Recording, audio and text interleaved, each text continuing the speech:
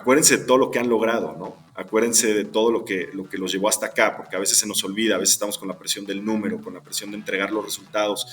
Y por ahí alguien de mi equipo me ponía un ejemplo que me encantó. Una vez los llevé a hacer un hike, a subir una montaña, ¿no? Como parte de una dinámica de equipo. Y uno de ellos comentaba algo muy bonito, que es que cuando te sientes muy cansado y ya estás así como agotado y piensas que no vas a llegar a la cima, tú te volteas hacia atrás y ves lo que has recorrido.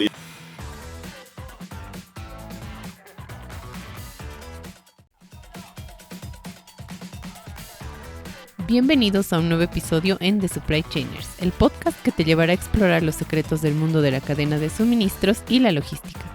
Cada episodio es una ventana a las mentes más brillantes y las innovaciones más destacadas en el ámbito. Esta temporada nos mostrará la perspectiva de dueños y gerentes generales que actualmente lideran compañías involucradas en el campo de la cadena de suministros. Estamos seguros que disfrutarás de este episodio de principio a fin. En este episodio conversamos con José Cobos, un brillante profesional de las ventas y la logística.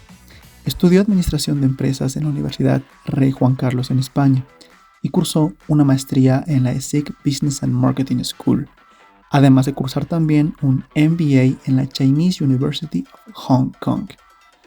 Trabajó en importantes empresas, tales como DHL, donde desarrolló relaciones y planes comerciales, Geodis, uno de los principales operadores logísticos de Europa, y donde fue director nacional de ventas y marketing.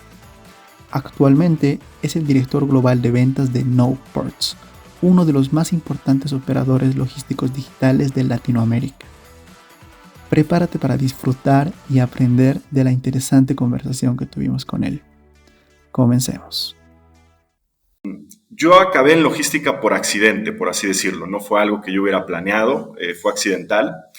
Cuando yo terminé mi carrera, yo estudié en España. Cuando terminé mi carrera, en aquel momento me puse a buscar trabajo y el primer trabajo que me salió fue en logística. No fue planeado, fue simplemente apliqué en una empresa que se llama Expeditors. Es una empresa bastante reconocida a nivel mundial. Yo en aquel momento no sabía ni lo que era un freight forwarder, ¿no? Y la realidad es que, bueno, empecé a trabajar ahí. Yo empecé en la parte de operaciones, entonces tengo conocimiento en la parte operativa, donde yo pude empezar ahí. Y a lo largo de los años, la verdad es que me fue apasionando mucho la industria. Es una industria que es, como decimos nosotros, es una industria poco sexy, pero que en los últimos años ha tenido mucha relevancia, ¿no? Y entonces, la verdad es que la industria se ha convertido en una industria muy interesante, muy emocionante de estar, porque está pasando a través de una transformación importante, como tú bien lo sabes, y pues yo estoy feliz de poder estar en una industria que está, digamos, transformándose en este momento y ser parte de esa transformación, ¿no? O empujar esa transformación. Gracias, José. Vamos a entrar a ese tema de las startups, pero quisiera indagar un poco más cómo fue tu experiencia como en la empresa Expeditors. ¿Nos podrías dar un poco más de contexto de qué se dedica esta empresa? Porque es una compañía global que tiene sus oficinas centrales en Estados Unidos. Entonces, ¿cómo logras acceder o tener esa entrada a tu primera empresa, ¿no? La postulación y todo este proceso. Sí, mira, pues como te contaba, yo terminé la carrera y entonces empecé a postular para varias posiciones y pues me llamaron de esta empresa, ¿no? Cuando iba a la entrevista, obviamente hice mi research, googleé la empresa, ¿no? Y me llamó mucho la atención ver que es una empresa de logística, pero que desde que nació hace 40 años, o por ahí, no sé exactamente el momento en el que nació la empresa, pero desde que nació ha apostado mucho por la tecnología. Curiosamente es una empresa que cotiza en Nasdaq, que es, tú sabes que es donde cotizan las empresas de tecnología, porque ellos desde el principio se visualizaron como una empresa de tecnología. Ellos empezaron a apostar mucho por la tecnología desde el día uno. Y a mí me llamó la atención ver ya desde ese momento, cuando empecé mi carrera, una empresa que estaba apostando por la tecnología. Hoy en día Expeditors es una empresa que la verdad creo que ha ido creciendo de manera orgánica, de manera importante. Sin embargo, ya no logró despegarse con la parte tecnológica, ¿no? Entonces, eso para mí ha sido muy interesante verlo, como que nacieron con una fuerza muy importante en la parte tecnológica, han desarrollado sistemas, pero en algún momento se quedaron como ofreciendo la misma propuesta de valor a sus clientes, ¿no? Y ya no fueron más allá, ¿no? Entonces fue un proceso muy interesante. A mí me sirvió mucho personalmente porque cuando entré, lo primero que tuve que aprender es a utilizar sus sistemas. Ellos desarrollan sus propios sistemas. Es una empresa que está basada en Seattle y tienen un equipo de tecnología desarrollando sistemas propios, ¿no? Su TMS es un sistema, Transport Management System es propio y es in-house. Y pasé por ese proceso de aprender a utilizar el sistema, lo cual a mí eventualmente me sirvió mucho para poder hacerme una idea de cómo funciona la logística desde la perspectiva de la tecnología, ¿no? O sea, ellos tenían un TMS muy robusto, o tienen un TMS muy robusto, que a mí me permitió conocer muy bien los pasos dentro de la logística, desde que sale la carga hasta que llega, cómo tiene que ir pasando por el proceso tecnológico, digamos, dentro de la plataforma, ¿no? Entonces, Expeditors fue una escuela muy buena, es como buenos americanos, es una empresa muy enfocada en procesos, lo cual a mí siempre me gustó mucho y digamos que me forjó después, porque ahí donde he ido después, pues me ha servido mucho el tema de pensar cómo mejorar procesos y cómo hacer uso de la tecnología, ¿no? Es interesante todo lo que nos comentas y me nace la duda, no sé si tú estabas en el proceso o lo viste de afuera, ¿cómo tú conectas al especialista en logística que está en la cancha, que sabe qué pasos tiene que seguir el proceso, con el experto en IT, el que va a escribir el código, el que va a seguir un flujo, para que realmente esa conversación nazca algo bonito y que como tú nos comentas, su TMS sea algo robusto? Sí, esa es también muy buena pregunta. Mira, normalmente ese es, creo que uno de los dolores de cabeza más grandes de las compañías, ¿no? Es cómo tú puedes traducir tu propuesta tecnológica, cómo la traduces para que realmente genere valor a los clientes, ¿no? A lo largo de los años yo he visto que es súper importante que incluso desde la parte comercial, y ahorita hablaremos un poco más adelante, pero yo luego me moví a la parte comercial, cómo es importante que desde la perspectiva comercial uno entienda las capacidades tecnológicas que tienes dentro de la empresa donde estás, ¿no? Porque a la hora de salir a vender tu propuesta de valor tienes que saber tanto las fortalezas como las debilidades de tu sistema, ¿no? ¿Qué puedes ofrecerle al cliente que realmente le genere valor y qué estar fuera de tu scope o qué no vas a poder desarrollar y no va a generar valor, solamente vas a pues, perder tiempo, ¿no? Y otra parte importante es la figura del responsable de producto, ¿no? Porque tú tienes, dentro de las organizaciones, tú tienes la gente de tecnología, que es la gente que está programando, que está haciendo código, como se dice en el argot, están tirando código, ¿no? Y luego tienes la gente de producto y luego tienes la gente que está con el cliente, ¿no? Tienes, digamos, estos tres eslabones, ¿no? De la cadena. Es súper importante, la figura del responsable de producto es pieza clave, porque es, digamos, el que nos ayuda a traducir el lenguaje, o sea, es el que ayuda a entender conceptualmente qué es lo que el cliente necesita, qué es lo que al cliente le genera valor, y él, como tiene conocimiento también de la parte tecnológica, nos ayuda a traducir eso a la gente que está tirando código, ¿no? Y hablarle en su idioma. Yo he estado en reuniones donde intento comunicar a la gente más técnica la necesidad del cliente y de verdad pareciera que estamos hablando de idiomas distintos, ¿no? Es complicado, ¿no? Porque, pues sí, en realidad la gente que entiende de tecnología te está hablando en un idioma, uno que no es totalmente conocedor de la parte tecnológica se pierde, ¿no? Y entonces ahí es donde se genera mucha frustración. Nosotros en Nowports, y creo que más adelante vamos a hablar de eso, pero tenemos justamente esas figuras de líderes de producto que nos ayudan a hacer esa comunicación. Y lo que pasa es que eventualmente lo que logramos es que la parte tecnológica logre entregar un producto que realmente nos está ayudando a generarle valor a nuestros clientes, ¿no? Interesante. Adicionalmente a este tema de esta creación o esta administración de tecnologías en esta empresa Expeditor, tú manejaste algunos indicadores claves. ¿Qué indicadores claves nos podrías recomendar a los que estamos en el campo de la cadena de suministro para tener una medición correcta de las operaciones logísticas? Bueno, mira, durante mi paso por Expeditors, los indicadores que utilizaba yo eran muy enfocados a la parte operativa, ¿vale? No tanto a la parte de negocio, sino a la parte operativa con los clientes. Y son indicadores del tipo de, por ejemplo, cuándo salió la carga, ¿no? La diferencia entre la fecha estimada de salida de la carga y la fecha real de la salida de la carga, la diferencia entre la fecha estimada de llegada y la fecha real de llegada. Teníamos indicadores, por ejemplo, tú tenías cierto tiempo en el cual tú tenías que estar subiendo la documentación en el sistema para que los clientes pudieran verla, ¿no? Entonces, todos los indicadores eran muy operativos y estaban muy enfocados en que la plataforma realmente estuviera actualizada para generarle valor a nuestros usuarios, a nuestros clientes, ¿vale? Este tipo de indicadores, como te digo, son muy operativos. En esa fase en la que yo estuve en Expeditors era muy operativo mi trabajo, entonces eran puramente operativos. A lo largo de mi carrera, evidentemente, me ha tocado tener que lidiar con indicadores distintos, quizás un poco más estratégicos con los clientes, ¿no? Donde ya no solo hablas de la parte puramente de la operación, sino empiezas a revisar con tus clientes indicadores como, por ejemplo, su spend logístico, ¿no? Ellos tienen que estar controlando su spend logístico, entonces tú les ayudas a medir su spend logístico, les ayudas a medir que estén optimizando bien la carga de los contenedores, por ejemplo, ¿no? Uno de los problemas más habituales que tenemos en logística son las ineficiencias a la hora de cargar tanto contenedores como camiones, ¿no?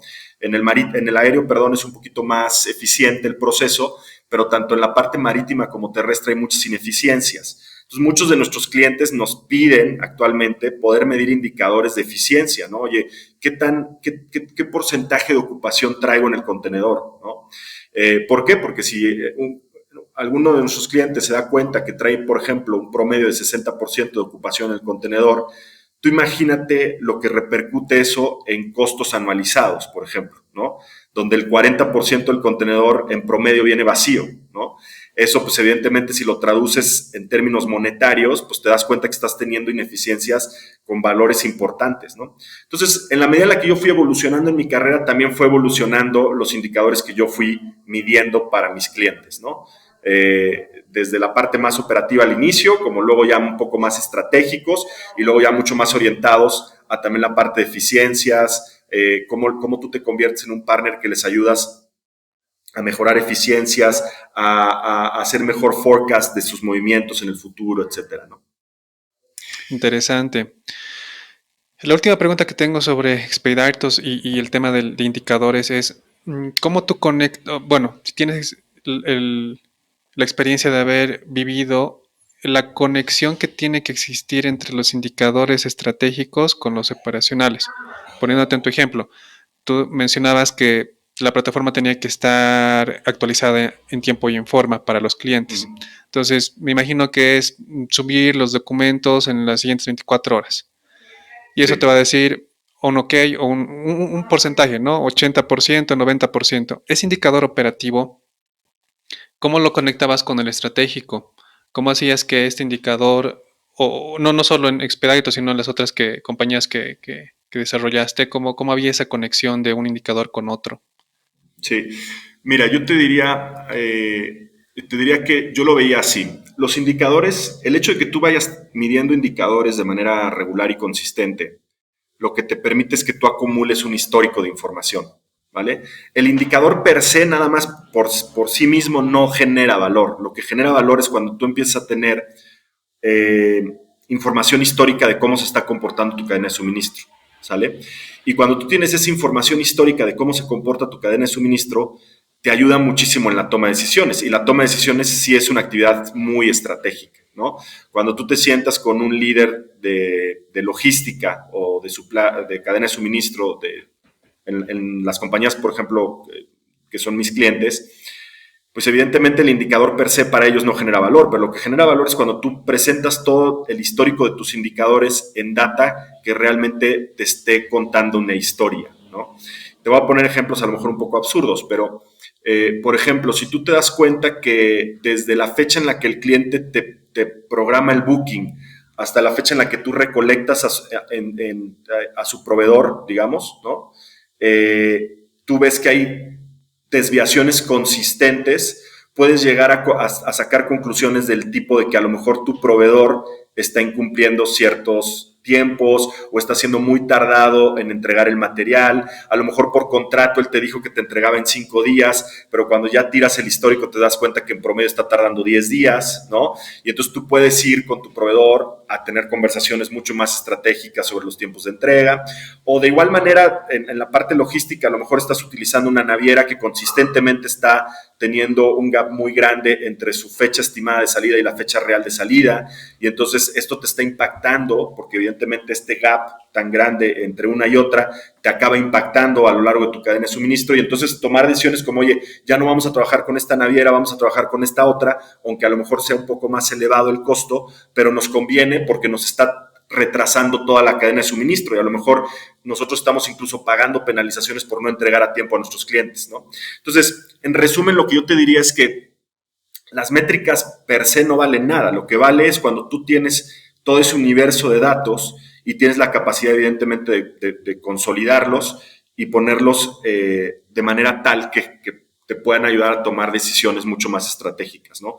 En este caso a nuestros clientes. Y eso es un poco también lo que nosotros siempre buscamos, hacer ese facilitador donde al cliente no solo le estás ofreciendo mover la carga de punto A a punto B, sino al cliente a través de la tecnología, y más adelante hablaremos de Nowports, pero estoy muy emocionado de poderte contar todo lo que hacemos a través de la tecnología, porque justo es eso, ¿no? O sea, agarrar toda la información que las plataformas digitales te pueden dar para poderle dar información de valor a tu cliente.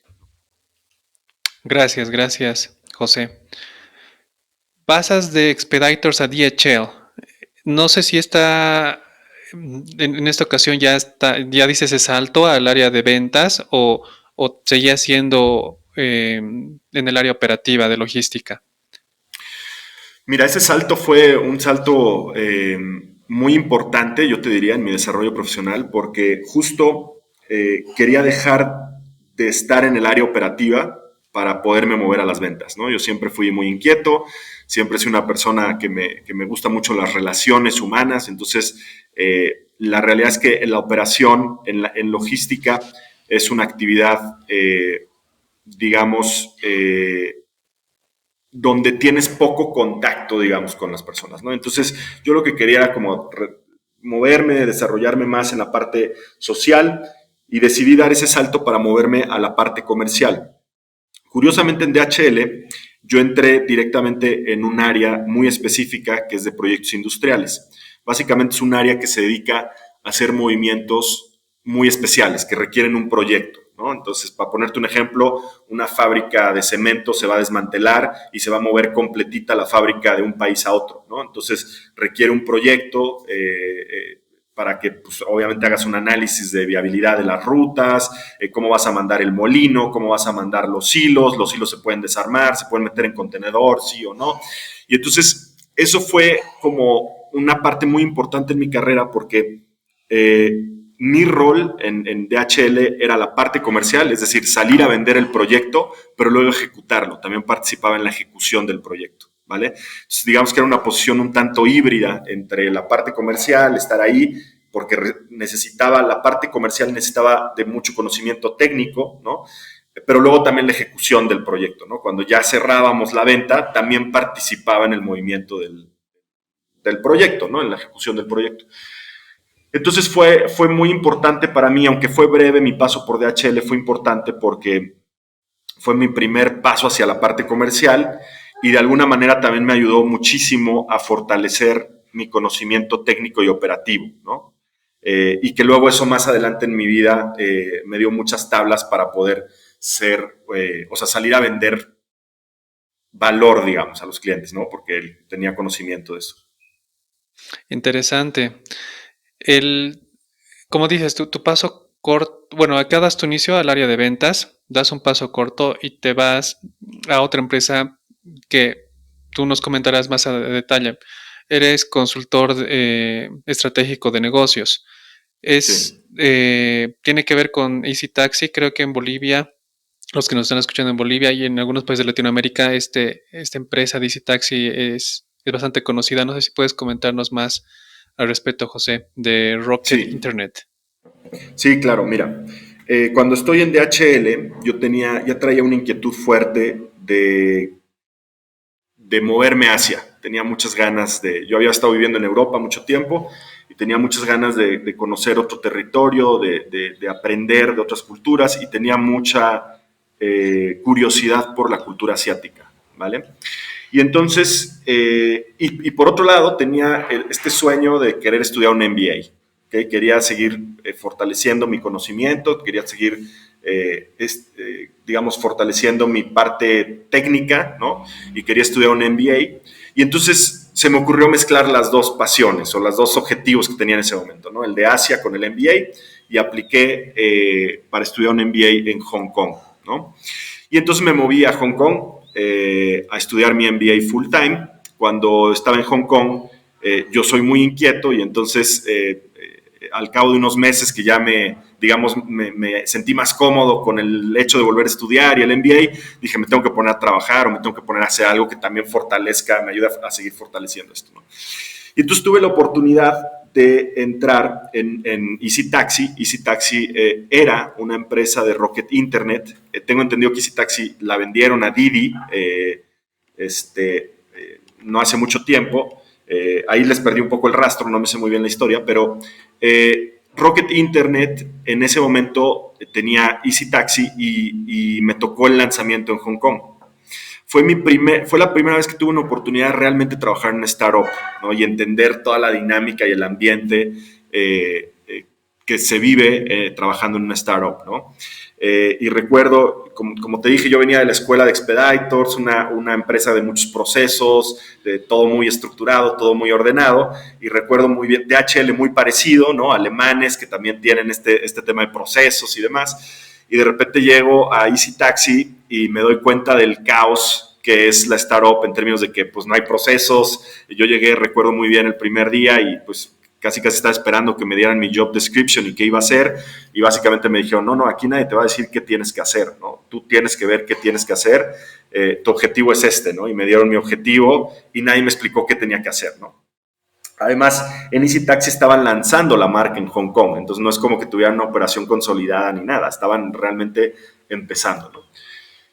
Y entonces tuve la oportunidad de estar ahí, la verdad es que fue para mí súper enriquecedor también, le agarré cierto cariño al tema de las startups, porque realmente es una oportunidad de oro para demostrarte a ti mismo que puedes empujar cosas, ¿no? Sin tener toda la estructura detrás que te soporte, ¿no? Cuando tú estás en una compañía grande o una compañía ya más consolidada o tradicional, pues realmente tú no tomas decisiones fuertes de impacto, incluso en posiciones de alto nivel, a menos que estés en C-levels de las grandes corporaciones, pero en posiciones gerenciales, incluso te diría que en posiciones de dirección, tus decisiones están muy controladas y el impacto de tus decisiones está muy medido, ¿no?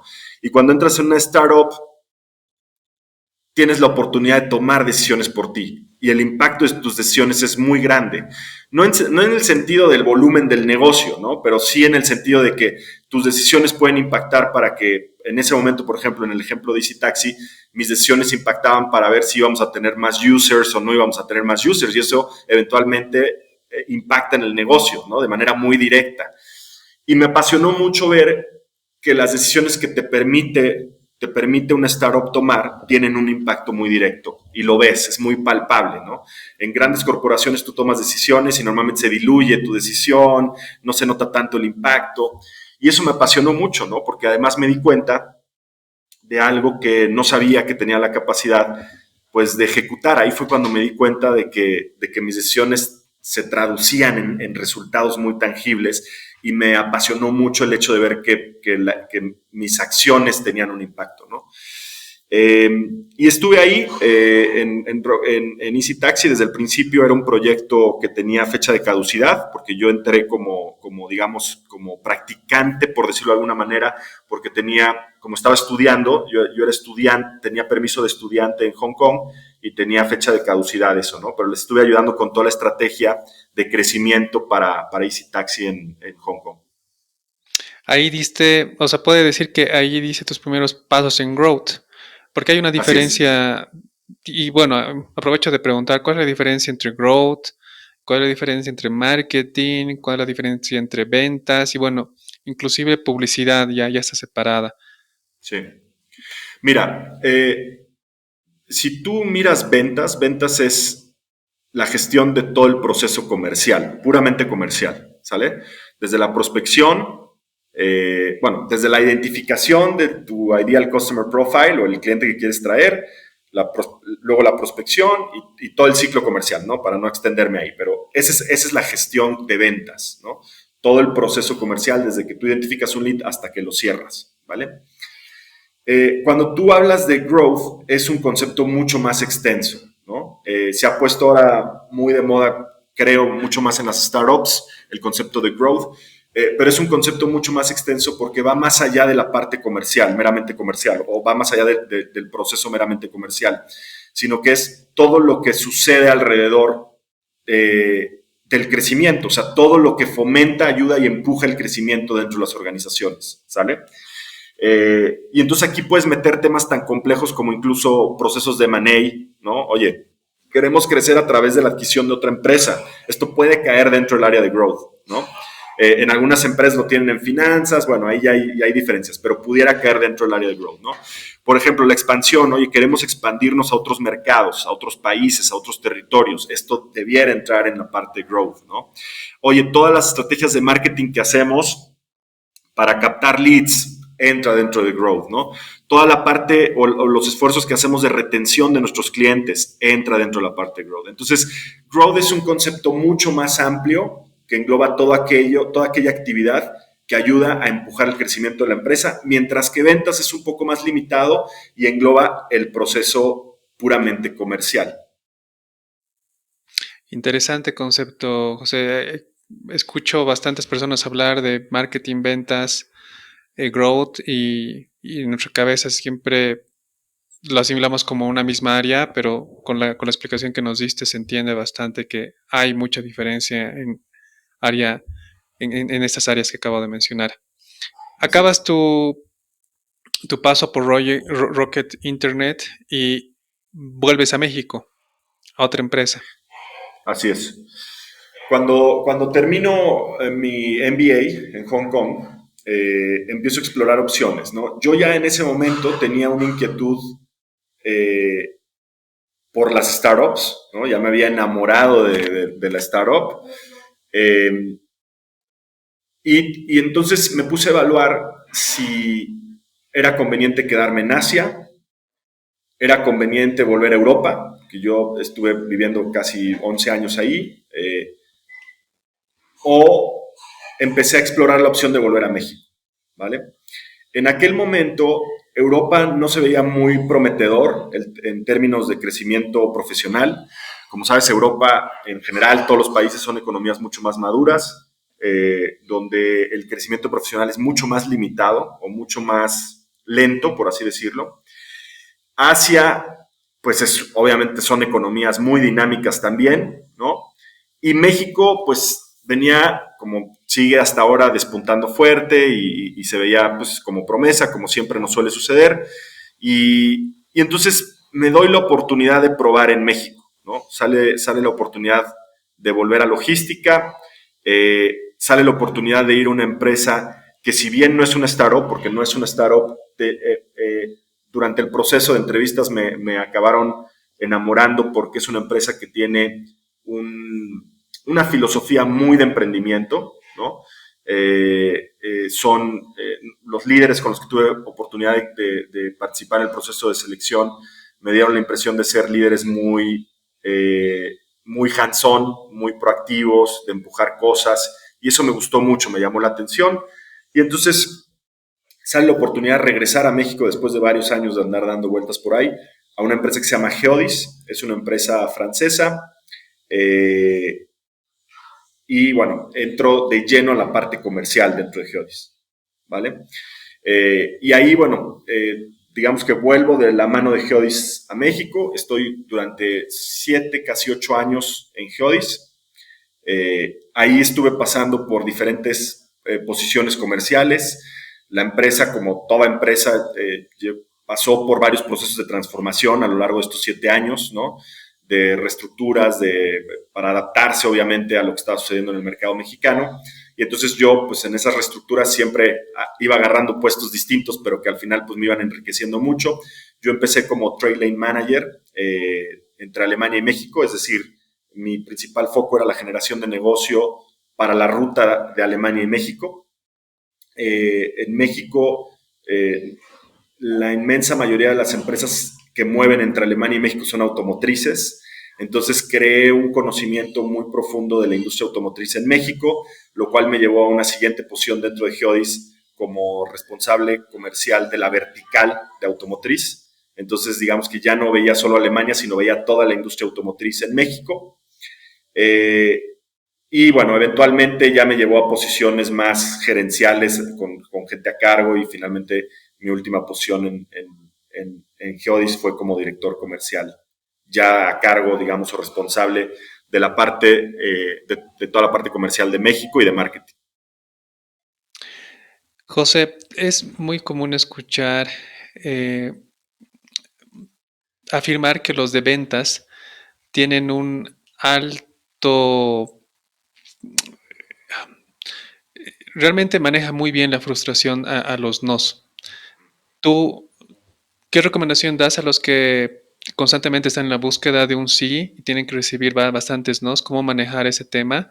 Y cómo eh, seguir alimentando esa, no sé si llamarlo perseverancia o resiliencia. Creo que la palabra correcta es resiliencia. Sí. Resiliencia para estar en este equipo de ventas o en una dirección de ventas. Sí.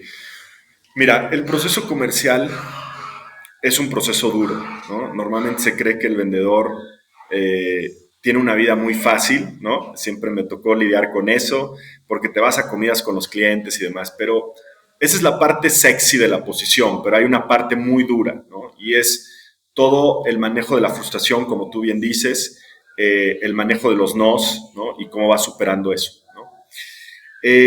Yo tengo recuerdos fuertes de momentos complicados durante mi carrera profesional como vendedor, ¿no? A un vendedor normalmente no siempre le va bien. Tiene sus meses negros, sus semestres negros, sus trimestres negros, y es muy importante que el vendedor tiene que tener ciertas cualidades. Una de ellas definitivamente es creer en uno mismo. Esta es clave, ¿no? Yo he visto vendedores muy buenos que les va mal y entonces pierden la confianza en ellos, y cuando tú pierdes la confianza en ti mismo, lo proyectas cuando sales a vender. Y nadie le quiere comprar a alguien que no proyecte seguridad. Entonces, lo más importante es trabajar en la confianza, en creer en uno mismo y no venirse abajo cuando uno tiene malos ratos, ¿no? La otra cualidad que tiene que tener el vendedor es la constancia. Hay unas estadísticas que tengo por ahí. Dice, 48% de los vendedores nunca dan follow-up a un prospecto. 48%. 25% de los vendedores hacen un segundo contacto y ahí paran, ¿vale? 12% de los vendedores hacen 3 contactos y ahí paran. Y solamente un 10% de los vendedores hace más de 3 contactos con el prospecto. Y ahí te va la segunda parte, que es la interesante. 2% de las ventas se hacen en el primer contacto. 3% de las ventas se hacen en el segundo, 5% de las ventas se hacen en el tercer contacto, 10% de las ventas se hacen en el cuarto contacto, y chécate esta, 80% de las ventas se hacen en el quinto en adelante contacto. Entonces, lo que te dice esta estadística es que el 80% del éxito en las ventas está en que tú hagas más de 5 contactos con el cliente. Y desgraciadamente 48% de los vendedores nunca hacen ningún follow-up con los prospectos. Entonces, esta estadística, y me tomé el tiempo de buscarla porque es clave para lo que me preguntas, esta estadística lo que te dice es que para que tú tengas éxito en las ventas tienes que ser constante, tienes que contactar y volver a contactar y volver a insistir y volver a insistir, ¿no? Obviamente sin convertirte en un pesado, que también he visto vendedores que luego ya el cliente no los puede ni ver, ¿no? Pero tienes que saber medir eso. Pero a lo que voy es que la constancia en tu proceso comercial, el follow-up es clave para que tú puedas cerrar los negocios, ¿no? Entonces, para mí esa es la otra. Y luego hay una frase que yo siempre le digo a mi equipo, que es que vender es de valientes. Realmente vender es para la gente que tiene coraje, la gente que tiene la determinación de salir allá afuera y cerrar negocios, ¿no? Yo ahora obviamente tengo una posición mucho más estratégica en la parte comercial, pero todavía recuerdo mis días y lo curioso es que los recuerdo con cierta nostalgia en las que vivía en el coche, ¿no? Y estaba todo el día en el coche, subiendo, bajando, por la Ciudad de México, que además es una ciudad muy complicada para vender, visitando clientes todo el día y no salía del coche. O sea, yo me subía en las mañanas al coche, estaba todo el día yendo a ver polígonos industriales, visitando clientes y regresaba hasta en la noche a mi casa. Y hacía ese ejercicio prácticamente todos los días, ¿no? Y es duro, ese ejercicio es duro, ¿no? Pero evidentemente te trae muchas satisfacciones. Yo tuve años malos, pero tuve años muy buenos también. Acabas tu paso por Geodis y pasas a otra empresa logística, igual en México, ya como VP de ventas y marketing. ¿Cómo das ese salto? Porque ya es como el que la antesala a Nowports, ¿correcto? Sí, ese fue mi antesala en Nauports, efectivamente. Mira, te voy a contar ahí cómo fue la historia. Eh, yo los últimos años en Geodis venía ya pensando muy fuerte este tema de que la industria es una industria que se está quedando obsoleta, ¿no? Es una industria vieja, es una industria que no está, estoy hablando en términos generales, ¿eh? Luego hay jugadores que evidentemente están apostando muy fuerte en tecnologías y demás. Y sobre todo ahora, después de la pandemia hubo un boom, ¿no? Pero en aquellas, estoy hablando antes de la pandemia, yo venía con una inquietud fuerte de moverme a un jugador que estuviera haciendo algo realmente disruptivo. Eh, y entonces conozco a la persona que fundó esta empresa, que se llama Wisdom, una persona que viene del mundo de aduanas, una persona muy visionaria en términos de tecnología, que quería y visualizaba lo mismo que yo, que visualizaba la industria evolucionando hacia la parte tecnológica. Y entonces él hizo una apuesta fuerte por crear esta empresa, digamos, que naciera tecnológica desde el día uno, ¿no? O sea, que naciera con las herramientas tecnológicas desde el día uno para ofrecer algo muy diferenciado a los clientes. Y entonces me enamoré del proyecto, me enamoré de la visión de esta persona y entonces decidí sumarme. Fue un reto bien interesante porque yo fui el segundo empleado de la empresa, o sea, era una empresa que se estaba construyendo en ese momento, ¿no? Eh, entonces, decido bajarme de ese barco de Geodis de seguridad, de tranquilidad, de estructura, de procesos y demás, a probarme a mí mismo que tengo la capacidad de construir desde cero, ¿no? Me recordó mi paso por Easy Taxi en Hong Kong y pues dije, bueno, me voy a animar a hacerlo, ¿no? Obviamente previa discusión aquí con mi esposa, ¿no? Para ponernos de acuerdo si me daba permiso de tomar ese riesgo o no. Finalmente me aventé y me fui para allá. Estuve algo así como 8 meses. La verdad es que fueron 8 meses muy enriquecedores. Fueron 8 meses de construir desde cero. Me tocó desde armar las presentaciones de ventas, el pitch comercial, contratar los primeros vendedores, que inicialmente solo tuvimos uno, participar en todo el desarrollo tecnológico, porque la empresa, como te dije, nació digital, entonces en ese momento también buscábamos apostarle mucho a la tecnología, entonces me tocó participar mucho en el proceso del desarrollo de los sistemas, desde afuera, obviamente yo no soy un tech guy, pero desde afuera un poco tratando de sumar para ver cómo podían a través de los sistemas generar valor a los clientes y bueno, fue una muy buena aventura. En el inter de esa aventura me contactaron de Nowports, ¿no? Me contactó Poncho en este caso y me invitó a sumarme al proyecto, ¿no? Y la verdad es que fue muy tentador porque por un lado estaba viviendo esa experiencia bonita de estar construyendo una empresa desde cero, ¿no? Pero por otro lado, en aquel momento cuando me contactó Poncho, me parece que ya había pasado la Serie A, ¿no? Entonces digamos que ellos venían pues algunos kilómetros más adelante, ¿no? Y en algún momento lo vi como un acelerador hacia donde yo quería llegar, ¿me explico? Entonces fue difícil la decisión, pero en ese momento dije, esto es como subirme al tren que ya va más adelante, ¿no? Y para los objetivos que yo traía era como un acelerador, ¿no? Y bueno, pues en ese momento decidí que lo mejor era subirme a ese acelerador, ¿no? y montarme en una empresa que estuviera más avanzada en términos de tecnología, que tuviera ya, digamos, ya hubiera levantado el capital para poder seguir creciendo más agresivamente. Yo en esta empresa, en Wisdom, lo veía un poco más lejano, ese horizonte, y entonces tomo la decisión de subirme al tren, a este tren de Nowports. Subiste en ese sentido, tú subiste antes de que se convirtiera en unicornio.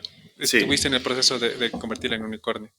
Sí, a mí me tocó la serie B, ya estaba dentro, y luego ya la C donde fuimos unicornio. Interesante. Bueno, a ver, antes de entrar en las preguntas de detalle, para los que no conocen Nowports, ¿qué es Nowports como empresa? Mira, Nowport somos un freight forwarder, somos un agente de carga, nos dedicamos a mover carga a nivel global, digamos, por vía marítima, por vía terrestre, por vía aérea, ¿vale? Nuestro principal diferenciador es justo la digitalización en el proceso, ¿sale? Nowports nace como una empresa desde el día uno, es una historia muy bonita además, donde Poncho y Maxi se conocen en Stanford, que son los fundadores. Poncho viene de una familia que se dedica a esto, del freight forwarding, y identifican una necesidad clara de que la industria tiene que evolucionar y la industria tiene que meter digitalización en sus procesos. Y entonces se dedican a desarrollar el sistema, ¿no? Mismo que creo, los rumores dicen que inicialmente la idea era vender el sistema y ya está, pero finalmente se dieron cuenta que podían capitalizarlo y utilizarlo y crear la empresa que diera el servicio, ¿no? Y entonces Nowports nace como una empresa digital que hace logística y no como una empresa de logística que quiere hacer o digitalizar los procesos. Y eso sí es una enorme diferencia. Nosotros somos una empresa que en esencia somos muy digitales, tenemos un equipo de tech, tenemos un ejército de tech trabajando en desarrollar la plataforma, ayudándonos a mejorarla, con el feedback del cliente, saber cómo podemos mejorar aquí y allá. Y las empresas que son empresas de logística, que hacen su transformación digital, están muy limitadas en ese aspecto, ¿no? Y entonces, digamos que su propuesta de valor se hace obsoleta muy rápido, y más hoy en día, cuando la tecnología va tan rápido. A mí me pasaba a ver en empresas que pues desarrollan un sistema, pero ese sistema al cabo del año ya se quedó obsoleto, pero no tiene la capacidad de seguir desarrollando, y entonces te quedas trabajando con un sistema obsoleto durante mucho tiempo hasta que la empresa vuelve a hacer una inversión fuerte en tecnología, ¿no? Entonces, en esencia, eso es lo que es Nowports. Nuestra visión es, o nuestra misión es tratar de cambiar la industria, de revolucionar la industria en LATAM. Nosotros queremos hacernos fuertes en la región. Aquí es donde hemos apostado, aquí es donde queremos seguir apostando. Hemos crecido fuertemente, hemos crecido en operación, tenemos oficinas propias, y nuestra idea es ayudar a todos los importadores y exportadores de la región a mejorar sus procesos logísticos y sus eficiencias a través de la digitalización. Y algo muy apasionante es que en Nowport siempre estamos en la búsqueda de hacer algo diferente. Y en los últimos años también nos hemos dedicado a ver cómo podemos ayudar a los clientes, no solo en la parte de logística, sino realmente convertirnos en un partner que les ayude a solucionar muchos más problemas dentro de la cadena de suministro, ¿no? Cuando tú piensas en cadena de suministro es un concepto muy amplio, ¿no? Y logística es parte de cadena de suministro. Nosotros lo que queremos en Nowports es, empezamos haciendo logística, pero queremos convertirnos en esa columna vertebral que les ayude a nuestros clientes a cubrir muchas más necesidades a lo largo de la cadena de suministro. Y tomando eso como ejemplo, nosotros hace 2 años empezamos con un producto muy disruptivo, que es el financiamiento de inventario, ¿no? Entonces también nosotros ayudamos a nuestros clientes a financiar la compra de su inventario, ¿no? Entonces tenemos una unidad de negocio que está, digamos, habilitada para hacer más la parte de finanzas, y entonces ayudamos al cliente a financiar, ¿no? También le ayudamos a asegurar la carga, etcétera. Entonces, un poco nuestra visión es que a través de la digitalización y de la tecnología podamos convertirnos en ese partner de nuestros clientes que les ayuda a resolver muchos problemas dentro de su cadena de suministro, no solo la parte de la logística. Wow, gracias por toda esa explicación. Tengo bastantes preguntas, espero no olvidarlas todas.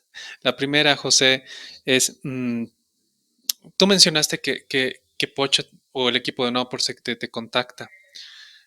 Y obviamente hay un tema que los logísticos dejan muy por de lado, y es creación de marca personal.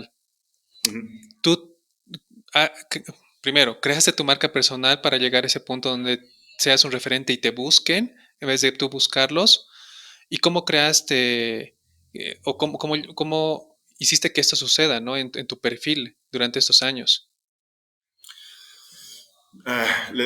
Mira, te voy a contestar de una forma que igual no va a ser muy popular, pero yo no busco trabajar la marca personal de manera externa, busco trabajar mi marca personal de manera interna, ¿vale? Para mí el trabajar la marca personal donde yo me centro mucho es que la gente con la que yo trabajo, no la gente que me ve en LinkedIn ni la gente que no me conoce, la gente con la que yo trabajo eh, tenga muy buenas referencias de mí. Para mí eso es clave, ¿no?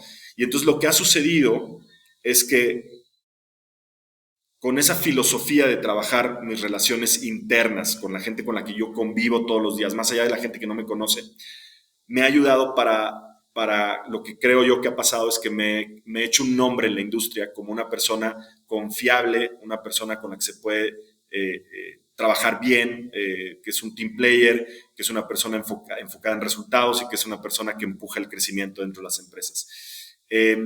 Y eso es lo que me ha ayudado de alguna manera a hacerme notar dentro de la industria. Al final la industria no es muy grande, todo el mundo nos conocemos, incluso te diría que a nivel internacional, luego vas a una feria y te encuentras algún conocido de otra empresa donde trabajaste, pero que vive en Asia y te lo encuentras ahí, ¿no? Porque el mundo ya sabes que es un pañuelo. Y eso me ha ayudado muchísimo, más allá de la construcción de una marca personal en las redes. No estoy tan clavado en eso, ni tan obsesionado en eso, sino construir una marca personal realmente con la gente que me conoce y que está cerca de mí. Lo No que sé nos si acabas de esto... mencionar, claro que No, sí, es valiosísimo desde el punto de vista incluso de liderazgo, porque eh, hay diferentes caminos para llegar a lo que uno quiere y uno de los que nos acabas de mencionar es válido y creo que muchos no lo ven así, pero tú nos acabas con tu historia ejemplificar de que sí, que se puede construir una marca personal de manera interna.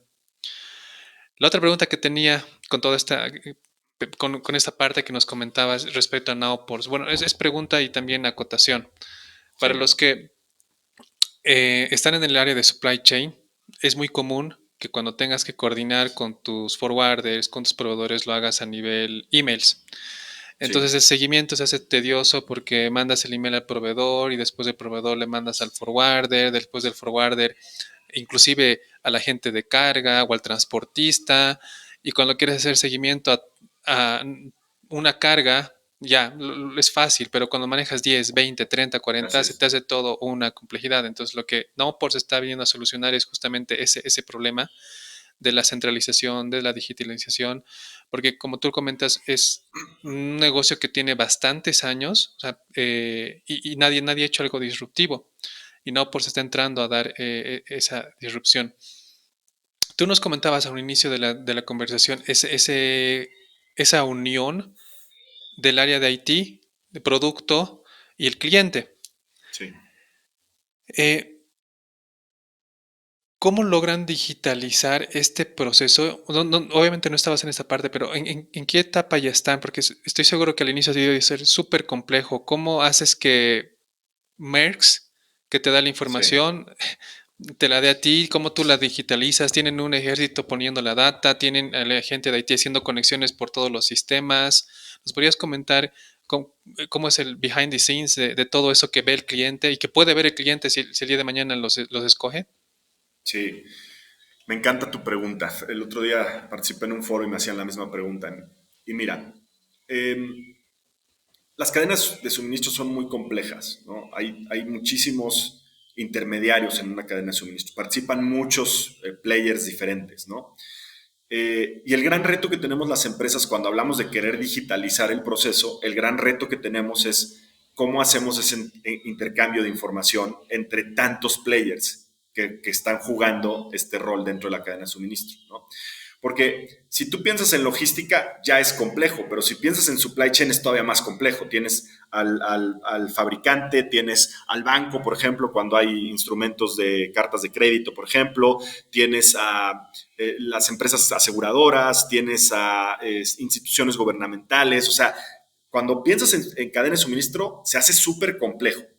Y en logística también es algo complejo. ¿Por qué? Porque tienes al transportista que tiene que mover la carga de un lado al otro, luego tienes a la naviera o a la aerolínea, luego tienes a las aduanas, luego tienes a también las aseguradoras, o sea, también se hace un proceso complejo. Entonces, el gran dolor de cabeza que tenemos nosotros cuando hablamos de que queremos ser el freight forwarder digital número uno, el gran dolor de cabeza que tenemos todos, no solo Nowport, sino todos los jugadores que están aspirando a hacer algo digital, es cómo consolidas la información de todos los players de manera correcta, ¿sale? Y te vas dando cuenta que hay players que es mucho más sencillo porque ya se están subiendo a ese tren de la transformación digital, ¿no? Las navieras, por ejemplo, ya te puedes conectar con ellas vía APIs o EDI y te pueden estar transmitiendo información sobre el embarque, ¿me explico? Las aerolíneas ni se digan. Pero luego te topas, y sobre todo en nuestra región, te topas, por ejemplo, con transportistas, aquí en México les conocemos como los hombres camión, que son personas autónomas, ¿no? Que tienen su propio camión y que son parte importante de todo ese network de transporte terrestre. No los puedes obviar, me explico, no puedes ignorarlos. Están ahí y forman parte importante del network que tenemos de transporte. Y sin embargo ellos, pues evidentemente no están invirtiendo en tecnología, ¿no? Entonces te topas, cuando tú quieres digitalizar todo el proceso, te topas con quienes ya te están ayudando a hacerlo y con quienes no te están ayudando a hacerlo, porque no están pensando en eso. Incluso me atrevería a decir que en algunas autoridades gubernamentales tampoco están muy subidas al tema de la transformación digital y te cuesta esa parte, ¿sale? Entonces nosotros batallamos un poco con eso y entonces ahí es donde nosotros todos los días y nuestro equipo de tecnología está viendo cómo cerramos ese gap, me explico, y cómo mejoramos la experiencia de los clientes. Eh, y te puedo contar ejemplos donde, por ejemplo, para mitigar el tema del transporte, nosotros con algunos clientes lo que hacemos es que implantamos GPS, ¿vale? En la carga. ¿Para qué? Para que nos permita tener visibilidad en tiempo real de dónde está la carga, porque el transportista no nos da esa información o no tiene la capacidad de dárnoslas, ¿no? Entonces nosotros vamos viendo cómo cerramos ese gap para realmente hacer el proceso lo más digital posible, ¿no? Y aquí te hablé del proceso del movimiento de la carga. Pero nosotros en esa visión que tenemos de ser digitales todavía vamos más allá, porque la digitalización para nosotros no solo es el track and trace, es que podamos cotizar en tiempo real, por ejemplo, ¿no? Nosotros queremos ser una plataforma donde tú te puedas meter y cotizar en tiempo real. Ya lo estamos logrando con algunos servicios, con otros no, porque nuestros proveedores no están 100% digitalizados, ¿no? Que puedas cerrar el booking desde la plataforma y que en tiempo real te confirme el booking. Ya lo estamos haciendo con algunos partners, con otros no hemos podido, ¿no? Entonces, bueno, todos esos, digamos, problemas que nos vamos encontrando en el camino son los que en equipo, a través de los líderes de producto y los líderes de tecnología, vamos tratando de cerrar ese gap para poder ser ese operador 100% digital. Y como tú decías al inicio de tu pregunta, lo que aspiramos es que el cliente no tenga que estar viendo mails y, oye, ¿dónde dejé este mail? Y ya no me acuerdo y se lo mandé a la gente aduanal o no le mandé los documentos, sino que nuestra plataforma puedan tener todo eso, ahí pueda vivir todo y sea un ecosistema donde podemos estar intercambiando información con todos, ¿no? Hoy en día ya lo ofrecemos, o sea, por ejemplo, nosotros podemos crear alertas en el sistema donde el cliente autoriza a su agente aduanal para que reciba los documentos de manera digital y las alertas de cuándo llegó el buque. Entonces, por ejemplo, ya llegó el buque y nuestro sistema le manda una alerta al agente aduanal y le manda los documentos ya todo automatizado vía digital al agente aduanal, o el agente aduanal incluso se puede meter a nuestra plataforma, tiene accesos y descargar toda la información ahí. Y entonces eso ayuda a que tú hagas evidentemente mucho más lean ese proceso y evidentemente ayuda a mejorar eficiencias para nuestros clientes, ¿no? Me ha tocado estar en el proceso de elegir una compañía de tecnología. Y bueno, no sé si es su caso, pero cuando escoges el servicio de una empresa que tiene tecnología por detrás, suele tener un precio elevado a la media o de la competencia.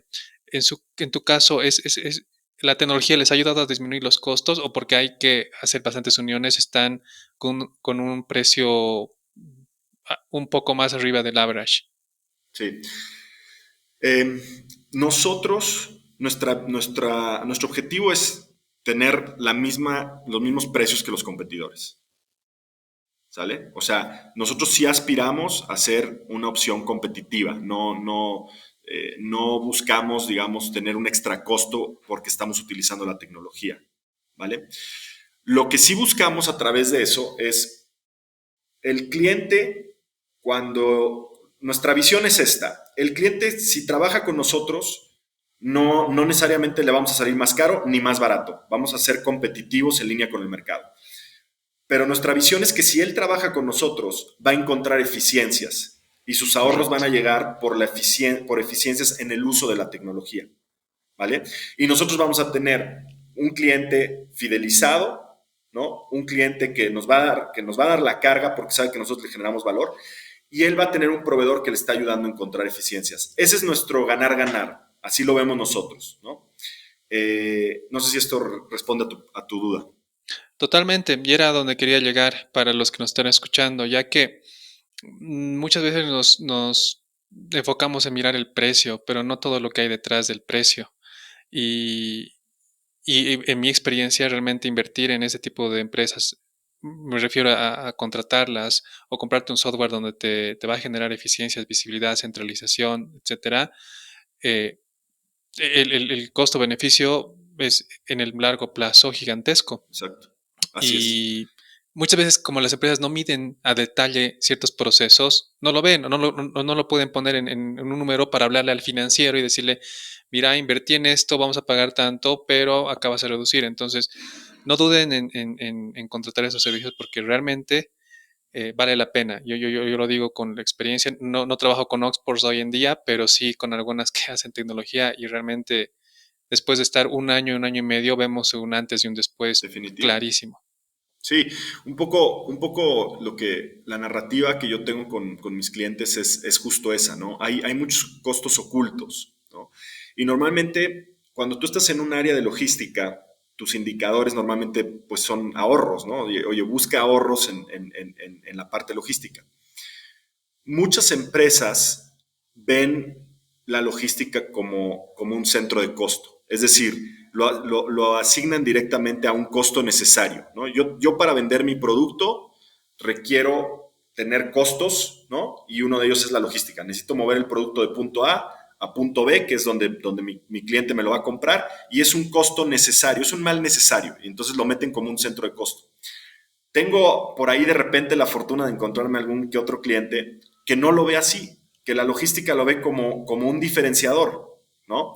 Y entonces, luego, cuando tú te sientas con alguien que ve la logística como un diferenciador y ve la logística como algo estratégico para diferenciarse de su competencia, la plática en esa reunión es muy distinta. Es muy distinta y lo identificas muy rápido. Y cuando estás con alguien que ve la logística como un mal necesario y como un centro de costo, de ni modo, tengo que gastar mi dinero para poner mi producto de punto A a punto B, la plática es muy orientada a la parte de costos, ¿no? Y es muy difícil que, digamos, vean algo más allá del costo, ¿no? O sea, normalmente se fijan en la tarifa y ya está. Cuando estás con el perfil del responsable de logística estratégico que lo ve como un diferenciador, la plática va muy orientada a tratar de entender cómo tu plataforma y la digitalización del proceso le va a impactar a él en eficiencias. Y entonces se centran mucho en entender tu propuesta de valor desde la perspectiva tecnológica, ¿no? Oye, y si yo hoy en día tengo 25 recursos haciendo esto, con esta plataforma puedo ahorrar recursos. Si hoy en día estoy invirtiendo tantas horas en estas tareas, con tu plataforma puedo ahorrar tantas horas y empieza a calcular todos los costos ocultos que él se puede ahorrar a través de la digitalización del proceso, ¿no? Estos son los clientes que nosotros buscamos al final del día, porque son los clientes donde sabemos que les podemos generar mucho valor. El cliente o aquellos que están buscando la reducción a través de la tarifa, para nosotros es muy difícil entrar, ¿no? Porque tampoco somos líderes en términos de volumen, ni lo queremos ser. O sea, nosotros no aspiramos a ser el freight forwarder más barato del mercado. Ese no es nuestro objetivo. Nuestro objetivo es ser la mejor opción digital para nuestros clientes. Y ahí es donde es importante identificar tu tipo de cliente, ¿no? O sea, oye, para este cliente tú le puedes generar valor sí o no. Y también te voy a decir algo, depende mucho de la industria, también hay que ser justos con eso, no solo es la mentalidad del responsable de logística, sino yo también entiendo y soy empático que muchos responsables de logística están en industrias muy orientadas a la tarifa, ¿no? Donde están moviendo a lo mejor commodities. Y si tú mueves un commodity y tu commodity llega 10 centavos más caro al mercado, ya estás fuera de mercado porque es un commodity. Entonces, por mucha digitalización que le metas al proceso, no va a ser un diferenciador, ¿no? Y ahí es donde yo identifico que difícilmente vamos a poderle ofrecer valor y crearle valor a este tipo de cliente, ¿no? Y luego tienes clientes que pues, tienen a lo mejor productos que les permiten tener más flexibilidad en términos de costos, productos que les permiten soportar un costo mayor, y no necesariamente porque yo vaya a ser más caro, lo que te digo es mi objetivo es siempre ser competitivo, pero tienen una visión distinta. O clientes que tienen productos que si los posicionan más rápido en el mercado, tienen una ventaja competitiva porque los venden más rápido, por ejemplo, ¿no? Y no permiten que su competencia entre. Y esos, pues evidentemente, están dispuestos a explorar alternativas tecnológicas que les permitan mejorar la eficiencia en términos de respuesta de sus cadenas de suministro, ¿no? Interesante, José. Tengo la siguiente pregunta que puede estar dividida en dos. Eh, Puede que exista la confusión de los que nos han escuchado hasta ahora, que ustedes, su competencia directa o indirecta es un Merckx, un Cuna Plus Nigel, Mm. o puede ser un Flexport, que igual está en este tema de la digitalización. Entonces, la primera pregunta va en ese, ¿con cuál están o con cuál sienten ustedes que están compitiendo? O si no están compitiendo, son sus, más bien los que están ayudándoles en el proceso. Y una vez escojamos la respuesta uno, la pregunta va escogiendo una frase de Peter Thiel en su libro One to Zero, donde él aboga que la innovación tecnológica es una forma de lograr ese éxito empresarial sostenible y pone ejemplos como un Google ha creado algo de cero y ustedes están creando algo de cero, ¿no? Con todo lo que me comentas, están en ese constante feedback, están haciendo algo disruptivo en el área logística. Ujú. Entonces, ¿cuál sería ese diferenciador de Nowports con estos que hemos escogido en la pregunta uno, ¿no? De sus competencias directas. Sí. Mira, a tu pregunta uno, eh, le voy a dar dos enfoques, ¿vale? Porque si tú hablas de quiénes son nuestros competidores, en ese cajón podemos meter a todos los freight forwarders, ¿vale? Porque al final del día, en esencia, todos nos dedicamos a mover carga de punto A a punto B, ¿vale? Correcto. Entonces, ahí metería a todos los freight forwarders. Ahora, si le queremos meter lupa al asunto, ¿no? Yo te diría, bueno, en términos de nuestra propuesta de valor, sí tenemos una propuesta de valor diferenciada, ¿va? Donde nosotros lo que buscamos, como te lo he dicho un par de veces, es ser el freight forwarder digital número uno de la región. Y todo gira en torno a la digitalización del proceso, ¿vale? Y cuando hablas de la digitalización del proceso, ahí ya no tenemos tantos competidores, ¿sale? No somos los únicos en el mercado, pero ya no tenemos tantos competidores, ¿no? Entonces ahí nos vamos desmarcando un poquito de la competencia con esa propuesta de valor diferenciada, ¿vale?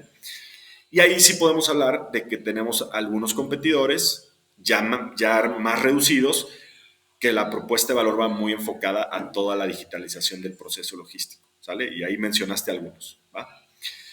Ahora, de la segunda pregunta que tú me hacías, yo te diría que estoy parcialmente en acuerdo y te voy a explicar por qué, a ver si tú estás de acuerdo conmigo. Yo creo que la tecnología te desmarca de la competencia, ¿no? Y entonces pasas de un océano rojo a un océano azul, ¿no? Y empiezas a navegar en un océano azul.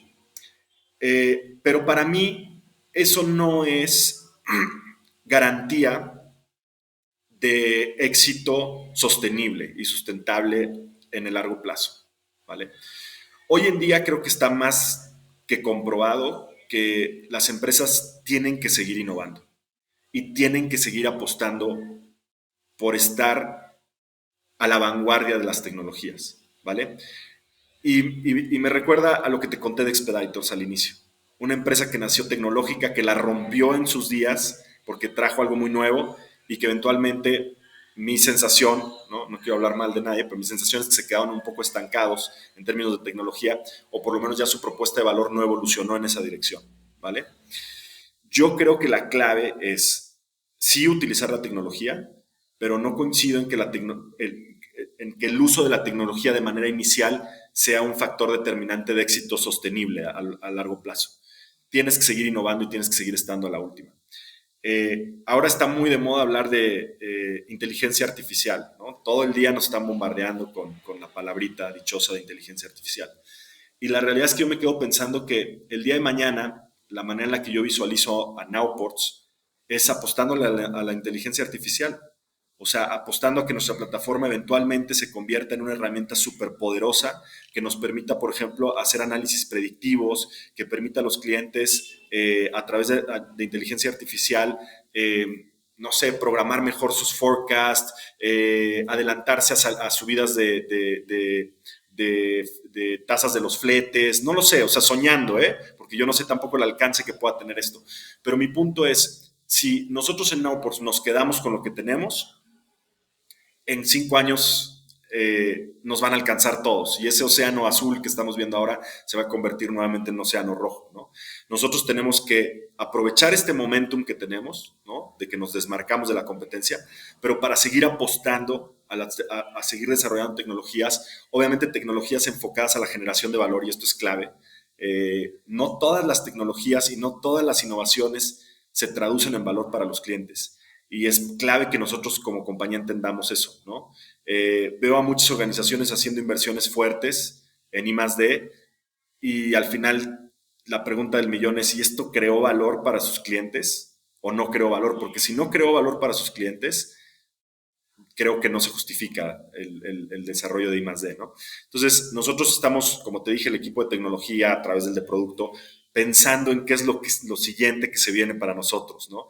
Pero sobre todo pensando en que aquello que se venga siguiente para nosotros, si es inteligencia artificial, si es el IoT, no sé, todo lo que podamos nosotros, digamos, capitalizar de todo lo que hay tecnológico, que realmente se traduzca en valor para nuestros clientes. Si no, no debiéramos estar metidos ahí. Entonces, es un poco como yo lo veo, ¿no? Para resumir es, sí, tecnología, pero con continua innovación. Si no estás continuamente innovando, tarde o temprano te van a adelantar. Y además, hoy en día, la tecnología va tan rápida, la verdad, hasta vértigo verlo, que no te puedes confiar. O sea, en cualquier momento tenemos ya la competencia aquí peleando con la misma propuesta de valor, ¿no? Todo lo que dices es correcto. Hay mucha información que la respalda. Por ejemplo, el dato de que recibimos hoy en día tanta información que si lo comparamos con nuestros antepasados de hace 50 años, lo que nosotros recibimos, la información que recibimos en un día, ellos lo recibían en un año. Así Entonces es. llega un punto donde inclusive nosotros como seres humanos no vamos a entender cómo utilizar la tecnología que estamos diseñando. Exacto. Entonces va muy de la mano. Y acotando lo que tú mencionas, ejemplos de que la innovación tiene que estar como parte pilar de las empresas hoy en día, son ejemplos que los hemos visto, ¿no? Como Nokia, BlackBerry, que tenían Exacto. el market share gigantesco de industrias y por no tener la innovación o tomar malas decisiones, están donde están ahora, ¿no? Y va a pasar. Y lo que me asusta a mí es que, como tú decías, hay una aceleración tan grande que estos cambios donde un Nokia en 5 años desaparece, puede que, no sé, una empresa X desaparezca no ya en 5 años, sino en uno, en dos. Entonces Exacto. se van acortando las brechas y eso implica que nosotros, como profesionales, tengamos que estar a la vanguardia. Y acotando Exacto. a la última parte de la innovación, eh, cuando estuve con algunos lectures en el MIT me mostraron una investigación del departamento de investigación y desarrollo de DHL. Y me Ujú. hiciste recuerdo a ese radar Sí. de tendencias, Tendency Logistics Radar. Radar. Ellos emiten un reporte, si no recuerdo mal, cada 2 años o 5 años, no recuerdo ahorita. Es súper interesante ese reporte Exacto, porque ellos tienen, DHL es una gran empresa, tienen una parte de consultoría. Ellos tienen su propia unidad de Management Consulting, ¿no? Eh, y esta gente que está en DHL Consulting, si no recuerdo mal se llama así, DHL Consulting, están constantemente cazando las tendencias que vienen en logística, ¿no? Y emiten este reporte, digo, no recuerdo si es una vez cada 2 años o así, pero en el reporte te dice cuáles van a ser las tendencias en logística. Y está súper interesante ese reporte. No sé si, digo, para toda la audiencia, yo creo que es súper interesante que lo vean. Si están muy clavados en el tema de supply chain, es súper interesante ese reporte porque te dice cosas desde muy locas hasta cosas ya que están sucediendo, ¿no? Y además plantea escenarios, porque la manera en la que ellos plantean el reporte es con este modelo de estrategia que planteas distintos escenarios, ¿no? Entonces plantean, dependiendo cómo va a evolucionar la humanidad, plantean distintos escenarios que pueden suceder, ¿no? Y fíjate, me recordaste algo que lo voy a contar, porque la primera vez que vi ese reporte, que fue hace como, yo creo que 10 años, eh, si no recuerdo mal, uno de los escenarios que ellos plantean era un escenario muy pesimista, donde los países, o sea, donde el global trade, o sea, hay un escenario donde ellos dicen, el comercio internacional se van a abrir fronteras y entonces va a crecer y todo el mundo va a intercambiar bienes y servicios de manera internacional y van a ser mercados muy abiertos, ¿no? Y otro escenario que planteaba varios, pero tenía este que era súper optimista y hablaba mucho de tecnología y entonces eso va a permitir que la humanidad desarrolle mucha tecnología y va a ser una humanidad muy eficiente y muy competitiva, va a haber ciudades verdes, ¿no? O sea, yo lo vi y me enamoré de ese escenario. Pero había otro escenario, que era un escenario donde planteaba que los mercados se cerraban, que empezaba a haber guerras comerciales, empezaba a haber guerras, no sé si incluso hablaba de pandemias, ya no me acuerdo exactamente, pero era un escenario muy negro, ¿no? Y yo recuerdo haberlo leído hace 15 años y decir, no, hombre, el escenario negro no va a pasar. O sea, el más probable que pase es el de apertura, estamos ya en un mundo muy global, cómo la humanidad va a ir atrás para cerrarse y demás. Y ahora que me hablaste de este reporte, estoy teniendo un déjà vu porque tristemente creo que nos estamos acercando mucho más al escenario negativo que yo vi en ese momento que al escenario positivo, ¿no? Creo que estamos en un mix, porque en términos de tecnología, definitivamente sí hemos avanzado mucho. O sea, la pandemia creo que ayudó a empujar muchísimo el tema tecnológico a nivel global, ¿no? Creo que sin la pandemia seguiríamos bastante atrasados en muchas cosas que hoy en día ya son estándar, ¿no? Como en términos de uso de tecnología me refiero. Pero lo que veo con un poco de tristeza es ver cómo como humanidad también fuimos hacia atrás, volvemos a tener guerras y volvemos a tener falta de apertura comercial entre los países, ¿no? O sea, tenemos la guerra entre China y Estados Unidos, la guerra comercial que sigue ahí muy caliente, ¿no? Y bueno, pues esas cosas creo que sí, a mí personalmente me da un poco de tristeza verlas, ¿no? tal cual, el famoso China Tariff. Justo esta mañana estaba viendo un ítem donde está súper bueno traerlo, etcétera, y revisas el HTS code y no, cae en Sí, exacto, 25% y te mata todo el producto porque ya no eres exacto, competitivo, ¿no? así es. Eh, y a los que nos escuchan, vean este reporte. También me acuerdo de que hablaban de la inteligencia artificial, que va a Sí, ser mucho. relevante creo que eran 10 años. Y mira, ha sido en menos de lo previsto por ellos y lo estamos viviendo. Y te voy a hacer una pregunta cerrando este tema del radar, porque me la hicieron a mí en algún alumno en el diplomado de Supply Chain. Y es, José, si mañana la tecnología logra teletransportar la mercadería sin necesidad de tener camiones y barcos, ¿se eliminaría la cadena de suministros o la logística? Pues sí, ¿no? Yo creo que sí. Si podemos, o sea, soñando en que pudiéramos teletransportar cosas y tú compraras, como los supersónicos, no sé si tú veías esa serie, yo a lo mejor ya me delaté aquí con mi edad, pero yo veía los supersónicos, se veía muy loco, pero justo ellos, si no recuerdo mal, compraban cosas y les salía ahí en un aparatito en su casa, ¿no? Ya les salía lo que habían comprado, ¿no? Si pudiéramos hacer eso, se elimina la logística, definitivamente. O la logística tendría un concepto totalmente diferente a lo que tiene ahora, ¿no? Ahora entendemos logística como el transporte, ¿no? O sea, agarro un producto en punto A y lo meto en punto y lo dejo en punto B. Eso para nosotros es la logística. Probablemente el concepto de logística cambie y la logística sea justo los aparatos que te transforman y te dediques a hacer esos aparatos y eso sea la logística, no lo sé. Está interesante la pregunta, le voy a dar una pensada con la almohada, qué pasaría, pero así a bote pronto te diría que sí, desaparecería la logística, no habría necesidad Y diste en el clavo, porque depende de cómo tú ves la logística. Si tú ves la logística Exacto. de transportar de punto A, tu respuesta es válida. Pero Ujú. si tú lo ves con un concepto ya más de supply chain, no. Hay alguien que tiene que hacer la compra, tiene que recibir el Claro, pedido, tiene que comprar la exacto. materia prima. Si bien ese proceso de la cadena se elimina, todo lo demás va a seguir lo mismo. O sea, Sí, entonces depende de cómo tú enfocas el concepto de logística y de supply chain y ahí ya podemos adecuar una respuesta que sea válida. de Gracias, acuerdo. José. A ver, vamos a ir con las preguntas ya. Ah, no, he tenido una pregunta más de lo que me comentabas y me causó curiosidad porque ustedes están como que categorizadas como una logtech. Ujú. Sin embargo, con esto de los financiamientos, ¿están complementándose logtech más fintech o van a migrar más a fintech? ¿Cómo lo están visualizando el tema de darles ese financiamiento?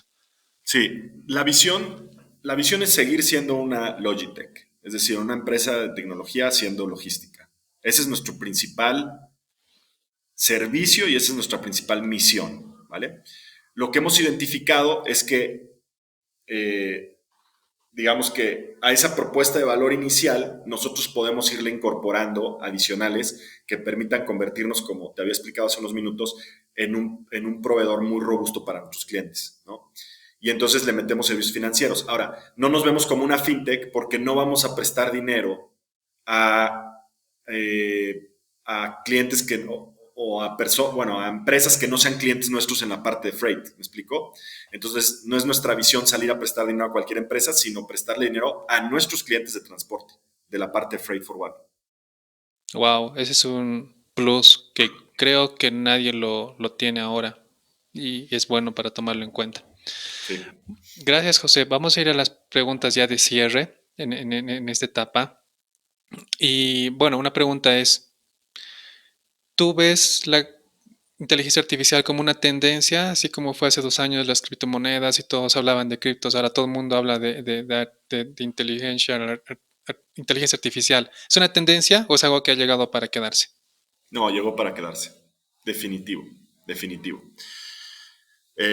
Yo creo que ya no hay marcha atrás en eso. Creo que lo que tenemos que hacer, yo así lo veo, es saber usarlo bien, saber usarlo responsablemente.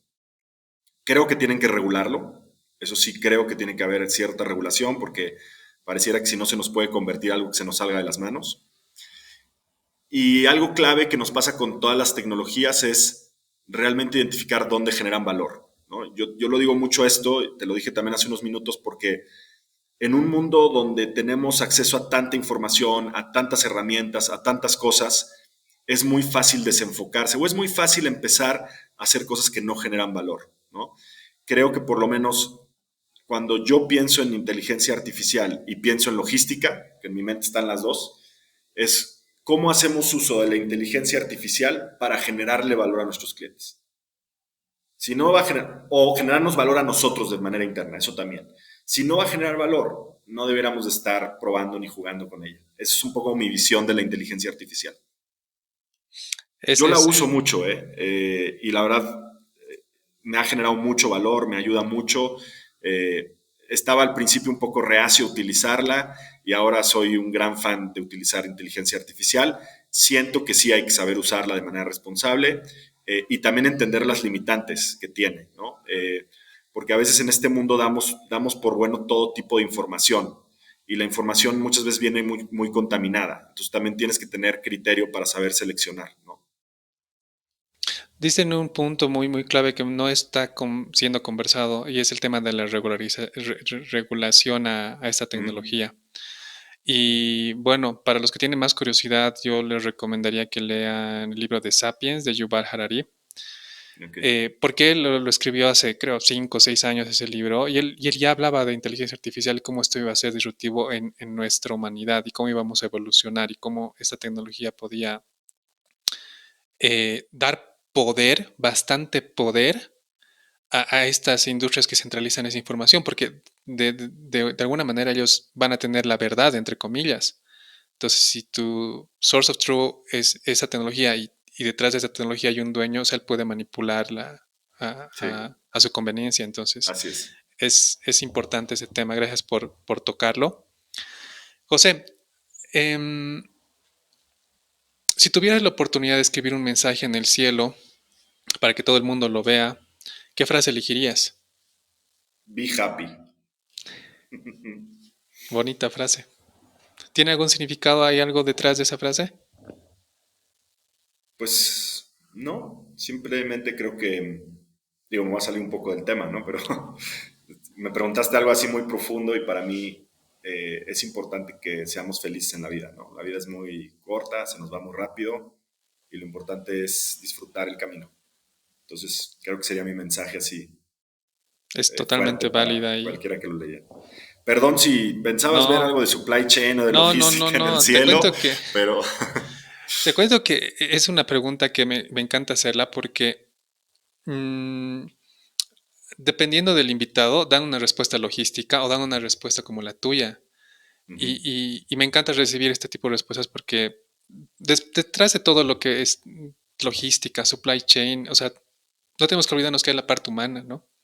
claro. Y es totalmente válido y es bonito escuchar estas frases que tienen más que ver con la parte humana para que nunca olvidemos que podemos ser los cracks o podemos tener una complejidad que administrar, pero la gente que nos está apoyando también son humanos y es válido tener ese tipo de respuestas. Definitivo.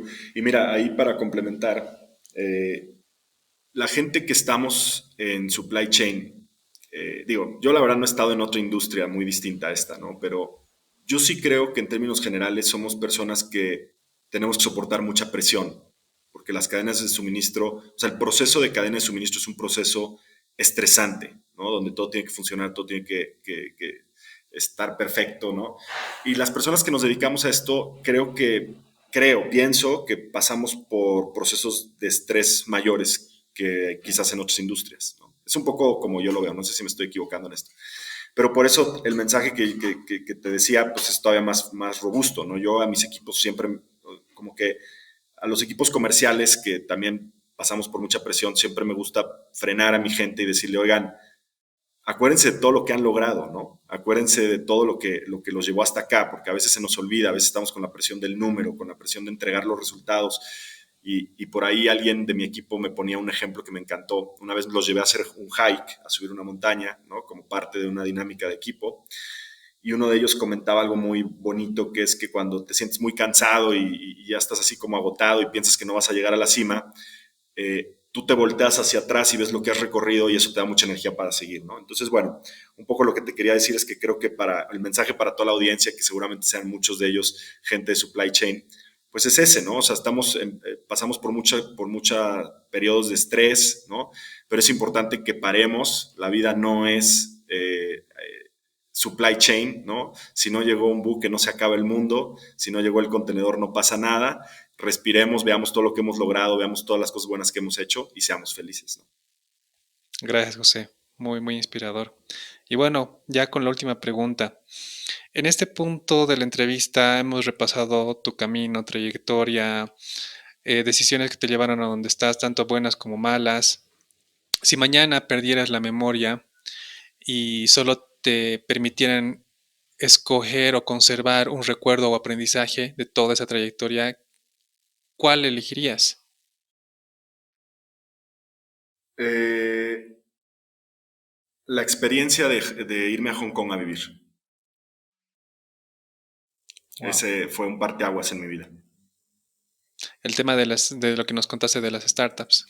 Sí, fue un proceso de transformación personal, donde yo dejé de ser una persona y me transformé en otra. Y fue todo el conjunto de lo que viví ahí, ¿no? O sea, el trabajar en una startup me abrió la mente, el explorar otra cultura, creo que eso siempre enriquece muchísimo a las personas. Entonces, bueno, ese mix, digamos, de explorar culturas nuevas, lugares nuevos, comidas nuevas y un trabajo que en su día fue muy diferente a lo que yo estaba acostumbrado a hacer, cambió el rumbo de mis pensamientos, de lo que después fui, ¿no? Entonces creo que ese sería el que me gustaría recordar. Muchas gracias, José, por toda la entrevista, por tu tiempo brindado. Realmente fue grato conversar contigo, tener tu perspectiva, y también los que nos han escuchado, estoy seguro que se llevan grandes aprendizajes y también para aplicarlos en su carrera profesional. Muchas gracias a ustedes por la invitación. Encantado de haber estado aquí. La verdad es que sí fue una plática muy, muy bonita. Y pues gracias por el tiempo y el espacio. Excelente. José, si alguien quiere contactarte, ¿dónde te pueden encontrar? Me pueden buscar por LinkedIn, José Cobos. Ahí estoy en mi perfil y me pueden mandar un mensajito para charlar. Encantado de poder contactar con quien sea. Este capítulo fue producido y desarrollado por Zulema Kenta y Pablo Oropesa. Como coordinador de marketing, Miguel Atila. Coordinadora de distribución, Ariana Bovarín. Y como anfitrión y co-founder del podcast, Ángel Gutiérrez. Si crees que este episodio lo puede disfrutar alguien más, compártelo. Recuerda seguirnos en Spotify, Apple Podcasts y YouTube. También puedes mantenerte conectado con nosotros vía Instagram y LinkedIn. Nosotros somos The Supply Chainers. Gracias por escucharnos.